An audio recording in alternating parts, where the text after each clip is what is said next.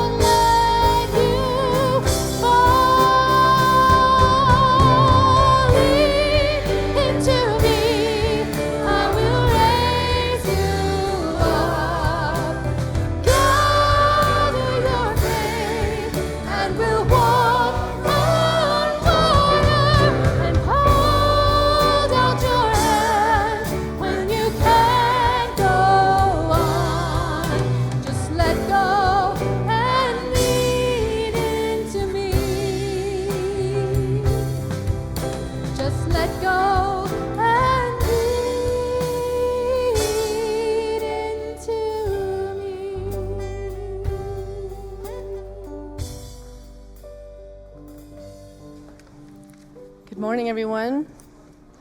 It's great to see all of your beautiful faces here today. I'm just going to invite you just to come in the presence of the room and close your eyes and recognize this holy instant, this holy moment, to call on to this greater power, this greater love we call God, Spirit, Source. Whatever word makes you feel close to the divine nature that lives within us.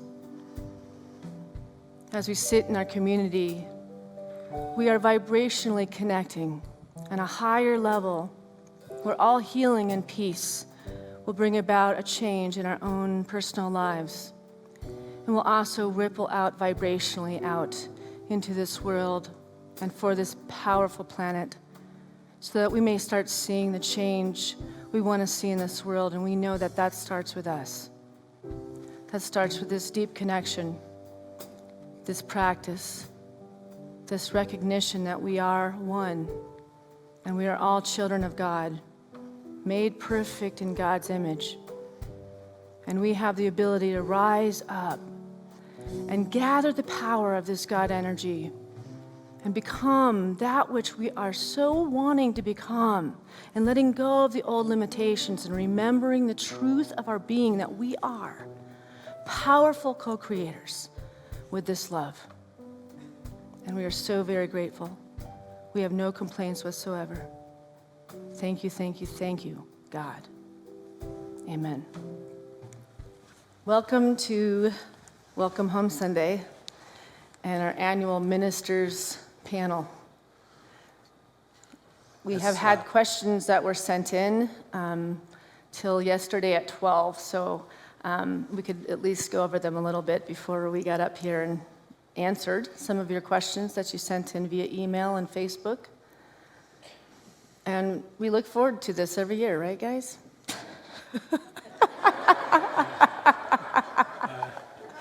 Can't wait. No, it's good. It's fun. So, Want the first question? you want to just dive in?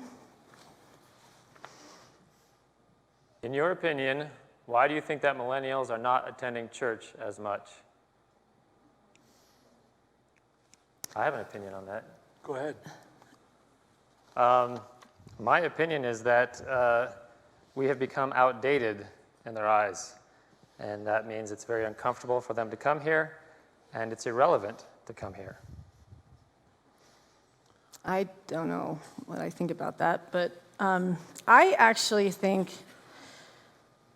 that millennials aren't coming to church now because their parents didn't bring them to church as kids.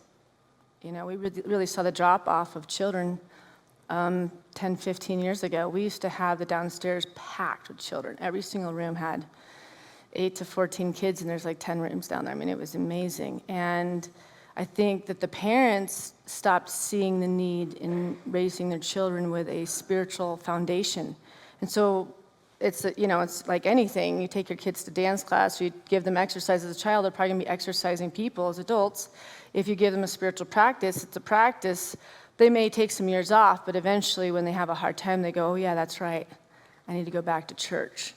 So that's my feeling about it. I do see that the Sunday school is growing again, though, so I think that more people are recognizing that, in a world of turbulence like this really strong spiritual foundation for our children, when they leave our nest, we know that they have something to grasp onto to keep them feeling connected and know that they have a power to overcome any depression or fear or hardship. I think the problem is developed over years, even decades and centuries. We're moving into a place where we worship the human intellect. We think that man is the greatest intelligence in all creation. We think we are the highest intelligence.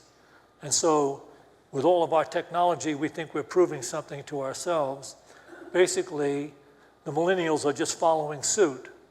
They think they can solve the problems of the world through their intellectual pursuits and understanding, but they're missing the point that unless we align ourselves with the greater intelligence, which is God, that gives us life and breath and opportunities to live and experience, Until we do that, and unless we do that, we will not be able to solve the problems of the world. And how we get the millennials back in church, I told you how you could do this, but you said no.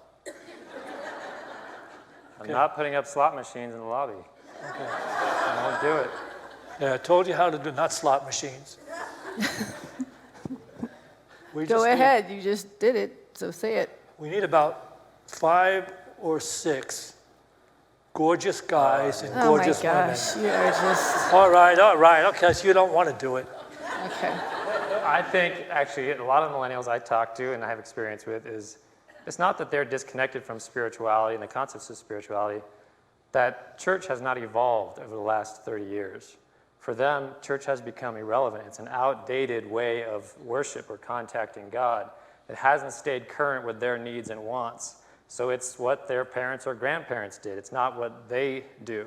And so church, instead of seeing the changing times and evolving and seeing, well, what is it that the current people need, they were sort of beholden to the people that were already there, which was a congregation that was getting older. And so they've pandered to that congregation and left the younger people sort of behind. So you do see some churches are packed full of millennials that have tailored their experience to millennials. So it's not that they won't go, it's just that different places, they're not seeing it matching what their expectation is or what their desire is. And you've talked about how it's an attention issue too. It's really, Sure, it's yeah. a different. It's got to be more exciting. Everything has to be faster, and they can't do like 20-minute sermons or 40-minute sermons because they're used to like instant gratification of like 4-minute YouTubes, and they get filled and they go, So how do you make that into a service? So it is, I mean, we talk about this all the time. This is in our meetings all the time. So trust me, if you have the answer, let us know. The entire Unity movement would like the answer, by the way. Only 640 churches are looking for that answer. One thing I do know, though, is we all have friends that have kids at the millennial level all the way up to 30 years old. And I know when people feel personally invited to something and they know they're going to sit with someone they know, they'll come and try anything. So everybody's seeking to find the answers to happiness. And you see a lot of young people that are not happy. And if you really did step out of your comfort zone and invite a young person to come and sit with you in a church here and let them hear the music and feel a part of that, you would start to see it grow. But really what it is, you have to hold their hand and walk them in here and make them feel comfortable because they're a lot less social than we were. They get all their contact through the phone, so to have somebody say, I really see that you're hurting and I have this beautiful center, I'd love to bring you with me and maybe I could take you to lunch afterwards, right? So that kind of really taking care of the person, and I think that could be a way to really start bringing some young people in they here. don't know that we exist. Yeah. It's really the primary issue. Most young people that come and visit this enjoy it. It's just that they don't know we exist. They assume that this is like the Catholic Church they grew up in and they don't want to be a part of that. But when they do make the journey to come here, they go, oh my goodness, I didn't know this existed. And I've heard that probably 6 times in the last 2 years. I had no idea something like this existed. Mm-hmm. All right. I think it's Okay, good. next Did question. we cover that enough? Yeah. Sandy, did you feel that answered it? No. All right, so this says, please name 3 spiritual or religious concepts that all 3 of you agree are core concepts that inform your lives and your ministry. And I think it's pretty straightforward because we actually have 5. That actually all Unity ministers agree on and inspire them. So these are the 5 basic Unity principles, and we'll go into our individual ones as well. But 1, God is the source and creator of all. There is no other enduring power. God is good and present everywhere. 2, we are spiritual beings created in God's image. The Spirit of God lives within each person. Therefore, all people are inherently good. 3, we create our life experiences through our way of thinking. 4, there is a power in affirmative prayer, which we believe increases our awareness of God. And 5, knowledge of these spiritual principles is not enough. We must live them. And so I think the living part is probably what they're kind of asking, what our personal practices are. And I think all 3 of ours are very different. That's the one thing when you're on your own spiritual path, you have to find what helps you commune with the divine each day and open up to this greater love. And for me, it's running and dancing, meditating. Every day I exercise first thing in the morning and sit in the quietness of nature, and I love birds. Oh, and I love watching which birds cross my path, and I love looking up what the animal totem is for the day, kind of recognizing that the universe is always divinely directing my life, and so I'm kind of being given a little hint of what's going to come into my office that day, what type of counseling is going to appear, and it always is right, no matter what. I'll have a beaver, swimming in a lake when I never see beavers, and so I'll look up what the beaver is, and it's about busyness and all these things, and I'm like, okay, I better really meditate up today because today's going to be really busy, So I like to just look at the wisdom of the universe and see it, that it's always divinely talking to me, and it's really a lot easier to hear it in the morning when I'm away from my children and my 3 dogs and my husband. So I disappear for an hour and I take care of this before I go back into the world and do this work, this incredible work that we do. Jack, do you have any sort of spiritual practice you do? Not yet. But You'll find one eventually. I'm thinking about it.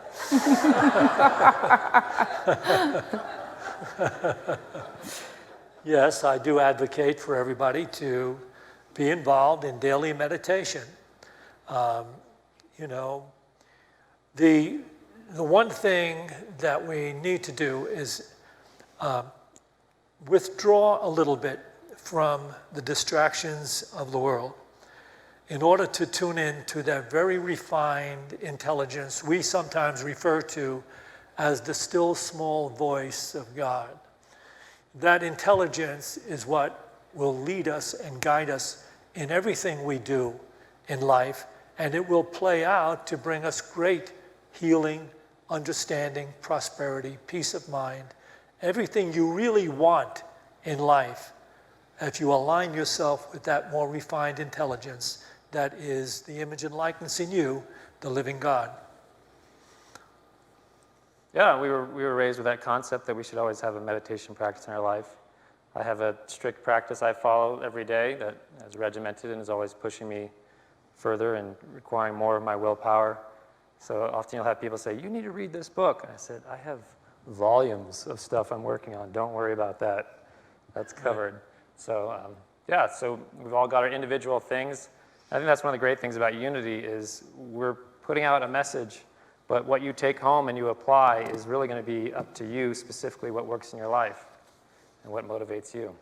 And there's no right or wrong way. That's what's beautiful about this path, is that it's you opening up to this greater energy, and as things work where you start to feel like you're being held and directed and divinely connected, there's no one to tell you that it's right or wrong. We're not here to prove it to anybody else. It's your own sovereign journey with spirits, you discovering more and more that in that awakening, and you come here to get inspired to remember, I got to stay focused, heart connected with this.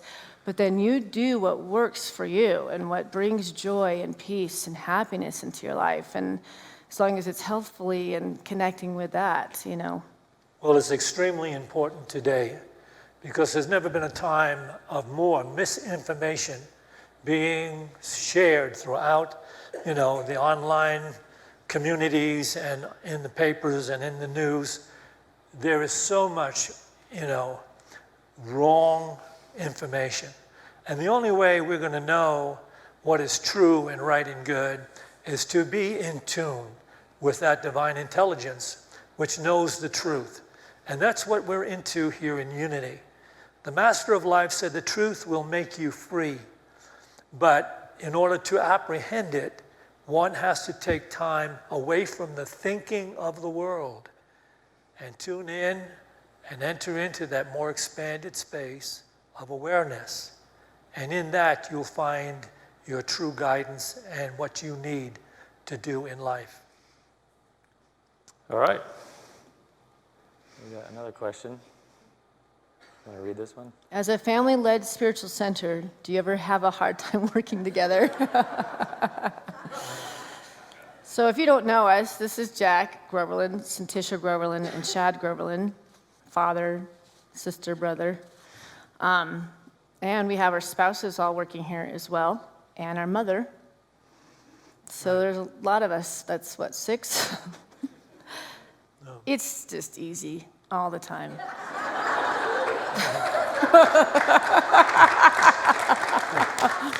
Just peaches and ice cream.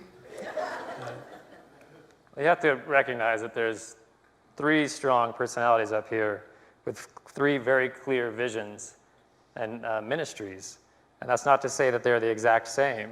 So we all have a very clear direction we're going in, and we always have to figure out how to make that direction work in the grand scope of what we're doing. That doesn't mean that direction's the same for each of us. We're heading these different directions, we're calling directions. So those directions can bounce off each other, those can intersect or go in opposite directions, and we always have to figure out how to make that work. And it's an amazing teacher, though, really. I mean, if you want to evolve on a spiritual path, you have to be able to learn how to communicate and with all sorts of people and powerful people. And you have also that foundation of family where you don't want to upset or disappoint each other, and yet you also know you have to listen to your heart, and you also have to speak up sometimes. You also know you need to know when you need to walk away and you have to go to sleep on it and figure out what spirit really wants. And it's been an incredible demonstration of God working through us, I think, because at first it was really tough. I think for the first 6 months, I cried to sleep every night. I thought, this was the worst decision of my life, for sure. I did. And you know what it was? It was my attachment to the picture of what I thought the church was going to be. I always saw as Jack was going to retire and I was going to take over. That's just how I envisioned it. I'd worked my whole life. And then I realized I wasn't going to be able to do this by myself, and it was time to bring Shad in. And he's great. He's a soft being, but it was so much change. And then he wasn't going anywhere, and then all of a sudden it's like, there's what? Our whole plan just went down the toilet, It was like, I wasn't supposed to say that part, right? Okay, keep going. There was, if you have people in 3 different locations and they're coming together, each one has an expectation of what's about to happen. And it took about 6 months for us to realize each one of us was operating based on our expectation of what we thought was going to happen.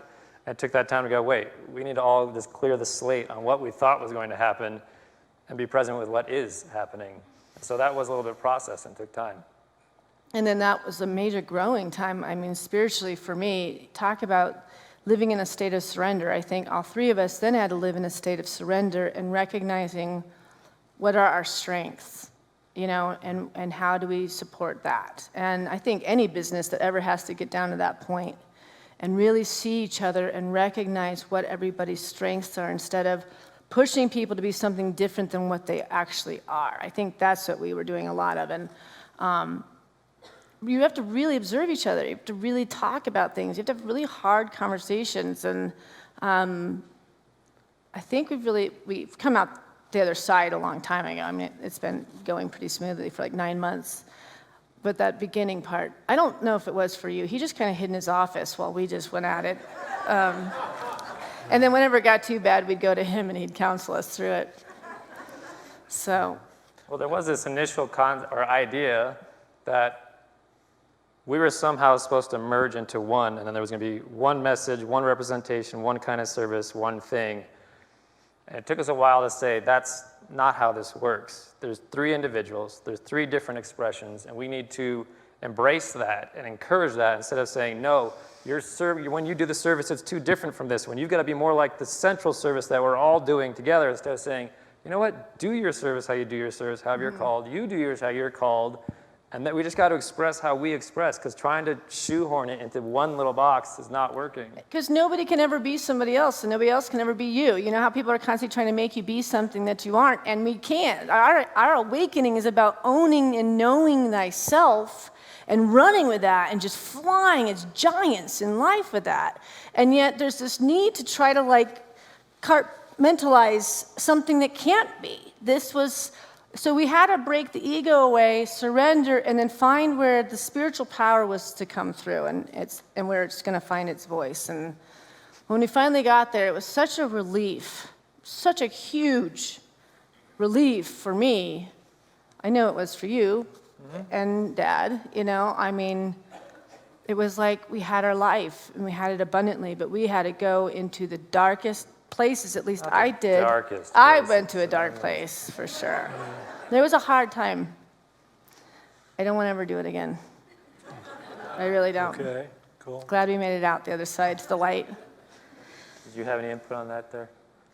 No, basically, our family has always been one that we pursue what we believe, and we, when we have our family reunions and we literally have out and out heavy duty debates and things like that.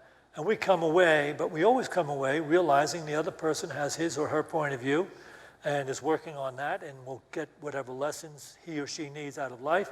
So while we may become very powerfully, convinced of what we believe in, we allow everyone else to share their own beliefs. We'll defend it and we'll support it. We'll debate it too, And but debate in the it, end, but- we'll accept that in each other. Right. We find that fun. Yeah, that's what our family reunions are Right. all about, is We find it debating fun. around the table Right. with food. And it is fun. All All right. right. You can What move else we on. got here? When I'm overwhelmed with planet stuff, I like that term, planet stuff, and the daily stresses of life and the world, how can I still participate in the world and keep demonstrating spiritual principles? And for me, and I was going to actually say it a few questions ago, when it comes to my practice, visualization is a huge part of my work. Affirmations and visualizations. Every day I'm working with some sort of an affirmation or visualization. I'm always in the process of manifesting more joy and more happiness, more peace. I have all the outer things that I've ever wanted beyond that, So for me, it's just really having more and more joy, more and more surprise, more and more miracles. And I feel like how to answer this is really always checking in on the vibration of what you're bringing into life. What am I bringing into life? What is the face that my children are seeing when they come out of school? What is it that my husband's seeing when he wakes up? How am I treating, my dogs? The people that show up in the church when I'm really, really busy and I have so much to do and they say, do you have a minute? And I don't have a minute in any way, shape, or form. And yet I have to stop and know that everything is divine that's coming to my life. So it's, what are you bringing vibrationally into life? That there's all this overwhelming stuff in the world, but if you want to look upon just the stresses of the world, then you're going to be stressed out and you're adding to that consciousness versus being the light of the world, and that everything that you touch is being actually, it's absorbing that light. It's growing more light. And so I had a little slide that I put up here to kind of give a visual of what could help. This is how your light changes the world. I think it's just a good little picture to think of. We think we're just singular, but we really, really aren't. We are energy first. So what if you're not in a good place to be entering into some situation, then you might not want to go. You know what I mean? Like, I'll talk to people that are stressed out about some big meeting they have to have, or they have a court date, or they have something, and I say, you just have to connect with God and ask God to speak through and get out of your own way. Just to let Spirit do it. And you'll find that you'll have no nervousness when you're facing the stresses of life, when you put God first in your life, in every single thing that you do. So there's greater joy, greater happiness, and then that light goes into them, and their light goes into the next. And it's that whole ripple effect. You have no idea what a smile to a perfect stranger can do. I have an experiment I'm going on right now, and I'm going to invite you to join me in this experiment. I occasionally ride my bike into work from Broomfield, and my goal is to say good morning and smile at every person that's jogging or walking, and Boulder does not say hello or smile to each other. Has anyone else noticed that? As ambassadors, will you say hello and smile to everyone you see on a bike path or a hiking trail or anywhere, and we try to change that culture? It's really weird. You say hello, and they smile, and they look at you just like, what's wrong with you? And then they keep going. And so I figure if I do that enough times, I'm going to hit the same people eventually. They're going to get used to that. It'll make that a culture. But when I was thinking about that question, I've noticed this recently in my spiritual practice. I'm trying to get spiritual enough to handle the amount of issues going on in my life. And I realize it's a backwards concept.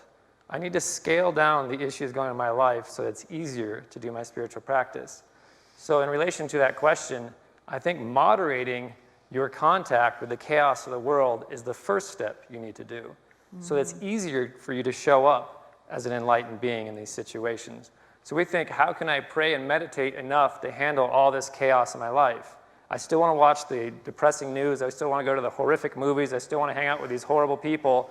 I just need to pray and meditate enough to be able to handle that. Well, that's the reverse, the way you should go about it.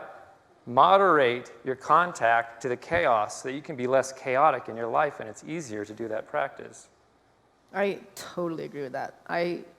People say, well, that's like ignorance to avoid all the things that are happening in the world. And we get, you can imagine as ministers, we're getting emails from parishioners. So, we're getting caught up with what's going on. But we don't have the TVs going. We're not listening to radio stations talking about politics. It's like, I hear what God tells me I need to hear, but it will come through usually another person or something. And I think it is why I'm a happy person. I really am a pretty peaceful person too. Every once in a while, Amazon right now is freaking me out, but I'm calming down. That one's on the heart right at the moment, for sure. Do you have anything to say, sir? You're so quiet today. We usually have to be like, come on, it's our turn. He just did a whole service. He's wiped out. Oh, that's right. Okay. That's right. Yeah, I gave it all all. out of material. Right, I gave it all. Right. My whole service was about the necessity for us to know where we are paying our attention. In other words, my service is about, we use the term pay attention as though attention is a currency, and it actually is. What are you paying attention to? How much attention are you giving to the different things in your life? Because you have only so much attention to pay. And so the question comes up, render unto Caesar the things that are Caesar's, and unto God the things that are God's. And what Chad was saying is very true. You have to check in and say to yourself, what am I giving my attention to that really is counterproductive? And what am I giving my attention to that is not really helpful in my own awareness and my experience, my relationships? So you begin to channel your attention toward more truthful, harmonious, spiritual, wonderful, healing experiences. That's the way we become emissaries of light. And I know that a big thing on the table these days is the environment. Are we going to be able to save the planet? Well, the way to save the planet is really that human beings have to become more God-centered so that we're not distracted.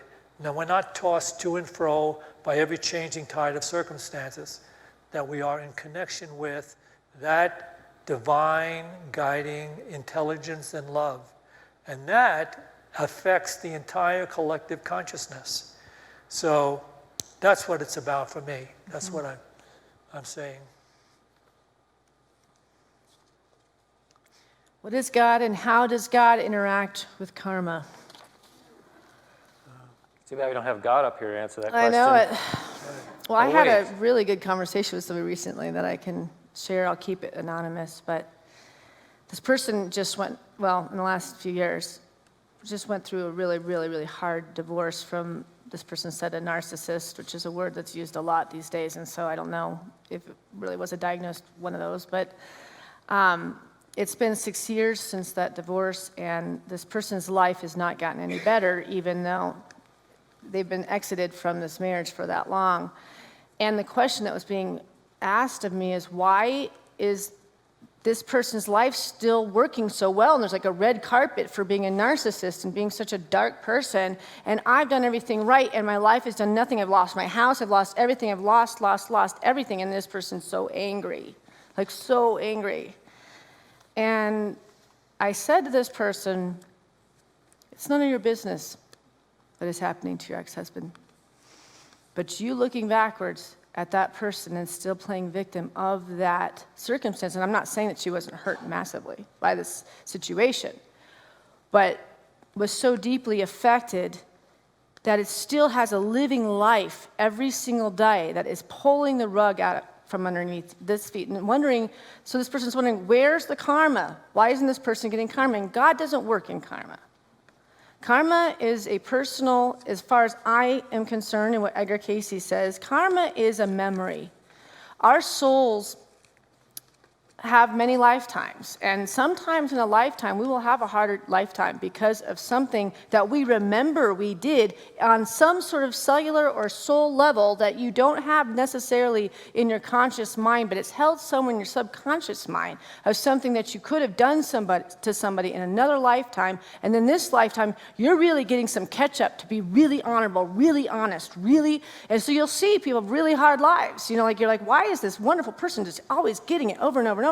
And this person who's kind of rotten and is lying all the time, the whole world just seems to be unfolded. And don't worry, they'll get theirs, but it's all brought by them, not God. Because that makes God have this judgmental God that judges us and sees things. No, this is a soul journey. We have free will to create. And we also have free will to crucify ourselves as well. And so when we do wrongs, it will probably come back and bite us. But it's because of the fact that at the core of who we are, we have consciousness. And we have a compass that knows what's right and what is wrong. And when we step out of what's right or wrong, it's like when we bite somebody's head off because they frustrated us or something, and at the time we're like, yeah, I was right. And then like 3 minutes later, you're like, I wish I didn't do that. And it bothers you for days. That's that compass going, you're trying to convince yourself that it's okay to be ugly in this world, but you can't do it because you can't hide from yourself. So as far as I'm concerned, karma is memory. It's like an old tape that's locked somewhere in the soul's journey. When this body leaves, we get the next life, the body leaves, next life, it's still going to find you. If you killed somebody in another lifetime, you're probably going to have some interesting issues this lifetime. Mm-hmm. That's how I see it. And I think that's an interesting example, and I don't know this scenario at all, so I have no right to speak to it, but I will anyway. It's, for me, just looking from the outsider's perspective of that particular scenario, it's really almost an instant karma scenario because one person is judging the other person. This person does not deserve what they're getting. Who's this person to succeed, to have these things? This person's a horrible person. They should be having horrible things happen to their life. Well, what's the outcome of that result is you are now putting yourself in a place of suffering. You have now brought the karma onto yourself. You have created your own bad karma in that instant by trying to judge this other person as if any of us are allowed to have a position of judging somebody else as whether they deserve to have good things or bad things. Who are we to ever say anyone isn't deserving of good or bad things? We do not have that right. So just by doing that, we put ourselves in a place of suffering. It's instant karma. There was no past life thing that needed to happen there. Right then and there, you were creating a bad karmic experience for yourself. I love the line in Hamilton where it's like, forgiveness, can you imagine? Forgiveness, can you imagine? I love that line. Right. Can you imagine bringing forgiveness in any area that keeps taking your happiness away? No matter what that person did to you, you are the only one that is hurting because you have not imagined forgiveness in that circumstance. Okay, we got this question from someone. Later on, so we don't have it on the thing. Yeah. So you're going to read it out loud. And it was kind of addressed to me. Is God in everything, even in horrific events? I'd definitely say yes, but I'd like to hear a fresh perspective on this. And for example, in the Course in Miracles group that he attends, there is a debate as to whether the opening words of A Course in Miracles could be interpreted to mean this. And the opening words to the Course in Miracles are these: nothing real can be threatened, nothing unreal exists. Therein lies the peace of God. I'm not sure that that actually implies what the idea of whether or not God is in horrific events. But I can honestly say that God is not in horrific events ever. The creation, by God's will, was designed to give that which is created free will. We have free will. God will never violate that. This divine intelligence, which Jesus referred to as our Father, the Father of all, is just like that, is a divine intelligence so of love and understanding that it allows us to live and learn from living. The problem we human beings have, especially in the Western culture, is we're not awake in living. We do things over and over again without recognizing the outcome of the thoughts and decisions that we have lived by. If we're awake in the process of living and we're taking stock of that, and we're being introspective, like at the end of the day, you look at some argument or some difficulty you ran into, and you recognize you've gone in this direction before. You see, you can make adjustments, and that's what this beautiful thing called free will is all about. This divine intelligence exists like a divine Father. You can go to the Father, you can go to the divine within yourself, and you can ask for guidance and receive it. But that divine intelligence will never come in to force you to do what it wants you to do. That would be the end of the creation the way it exists. It'd be the end of us learning how to become the divine beings which we were born to be. I'll give you one final example. It's getting a little longer. You know, in the Garden of Eden story in the book of Genesis, it talks about Adam and Eve being in the Garden of Eden. Well, that actually in the Hebrew means the Garden of Light, the Garden of Delight. And then they receive the instructions that you may eat of any tree in the garden. And this is speaking to all of us. You can have whatever experiences you want. Just don't get into eating of the tree of the knowledge of good and evil. Because you have you can't do that. If you do that, you're going to cast yourself out of delight, out of happiness. And it's the same thing Jesus said, judge not that you be not judged, for the judgment you're giving is the consciousness you're living in. You're meeting exactly what it is you're judging all the time. So if you were introspective and you were turning within to get guidance from the divine, you'd less and less would be your times when you would be making bad decisions that are creating inharmony and karma. Karma is simply the reaction of conditions, people, and circumstances to your thoughts and actions in relationship to them. So, this question, God is totally benevolent and allows us, just as Adam and Eve were allowed to leave the Garden of Delight. You know why? Because if you were placed in the Garden of Delight where you only could do the will of God, and you go through life in this way, not making the terrible decisions that you sometimes make, because then it would be God's will that you do this. But if you live life and you go through these experiences and you're awake in them, it shows you will have to finally choose God. You will not ever be aligned by the force of God. You will become aligned with the divine, the healing, the love, the beauty, the majesty, when you finally say, I need to be in tune with the Father of life every day. Right. Skip the last question. Mm-hmm.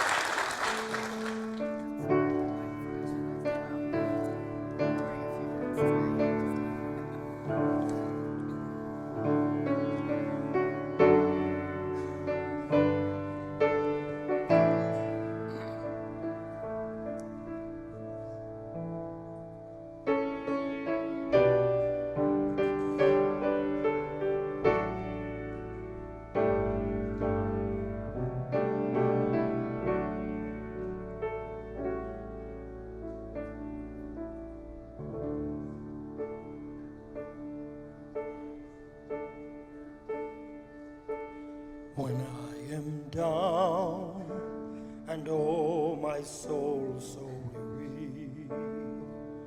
When troubles come and my heart burden be, then I am still and wait here in the silence until you come and sit a while with me. You raise me up so I can stand on mountains. You raise me up to walk on stormy seas. I am strong